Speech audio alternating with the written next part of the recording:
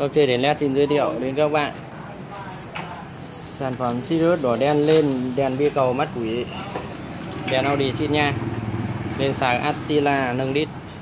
Anh mở lên rồi, chi phí chỉ hết, đầu đèn chỉ hết 650 các bạn ạ.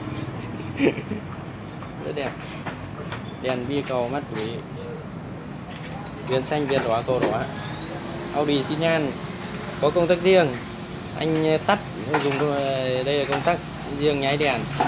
Giờ anh dùng công tắc riêng tắt Audi đi. Khi gặp công an thì có công tắc riêng để tắt Audi nhé. Rồi pha cốt anh trắng sáng hơn đèn zin. Anh tắt mở cái đà mi lên hộ em phát. Mở công tắc đà mi đi. Đấy. Xin nhan. Hai bên xin nhan bên nào đèn nháy bên đấy. Rồi ok. Rồi